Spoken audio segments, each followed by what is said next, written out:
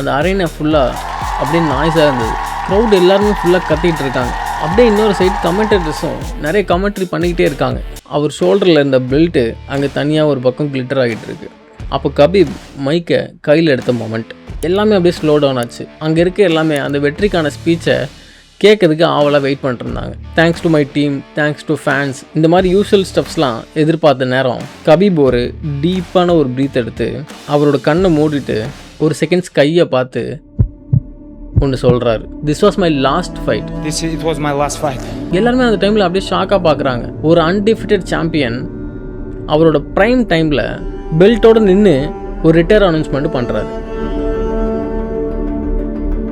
இது எம்எம்ஏல ரேர் அப்படிலாம் சொல்ல முடியாது. இது ஆல்மோஸ்ட் இம்பாசிபிள் சொல்லலாம். கபீப் இதை யார்கிட்டையும் தோற்று போய் நிறுத்தலை, யாரை பார்த்தும் பயந்தும் இதை நிறுத்தலை.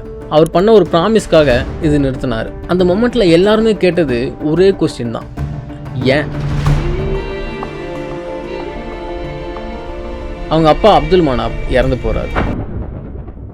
அந்த மனுஷன் கபீப் என்டையர் கெரியரோட ஒரு காம்பஸ்ன்னு சொல்லலாம். பட் சடனாக அவர் இறந்தும் போகிறார். அதுக்கப்புறம் கபீப் மொத்தமாக உடஞ்சும் போகிறாரு. அவர் மறுபடியும் ட்ரைனிங் எடுத்துக்கிறார். அதுக்கப்புறம் ஒரு நைட்டு ஜஸ்டின் கூட ஒரு மேட்ச் நடந்தது. அந்த மேட்ச்சில் கபீப் வின்னும் பண்ணுறாரு. பட் அந்த டைமில் அவரால் செலிப்ரேட் பண்ண முடியலை. அங்கே மேட்டில் உட்காந்து அழுகுறாரு. அதுக்கப்புறம் அங்கே இருக்க மைக் எடுத்து this was my last fight, I promised my mother அப்படின்னு சொல்கிறாரு. அந்த டைமில் அங்கே இருக்கிற மக்கள், கபீபோட ஃபேன்ஸு எல்லாருமே ரொம்ப குழம்பி போனாங்க. கபீபுக்கு ஒரு வேளை பயமாக வந்திருக்குமோ அப்படின்ற மாதிரிலாம் யோசிக்கிறாங்க. ஆனால் கபீப் அந்த விஷயத்த சொன்னக்கப்புறம் தான் எல்லாருமே யோசிக்கிறாங்க, இது பயம் இல்லை, இது அவர் லைஃப்காக அவர் எடுத்த ஒரு டெசிஷன் அப்படின்ற மாதிரி யோசித்தாங்க. ஒரு மலைப்பகுதியில் தன்னோட அப்பா கிட்ட டிசிப்ளினாக வளர்ந்த பையன் அதுக்கப்புறம் ஆக்டகனில் அன்டிஃபிட்டட் சாம்பியன் ஆகி ஒரு பீக்கில் வந்து நிற்கிறப்போ எல்லாத்தையும் விட்டு கிளம்பி போகிறாரு.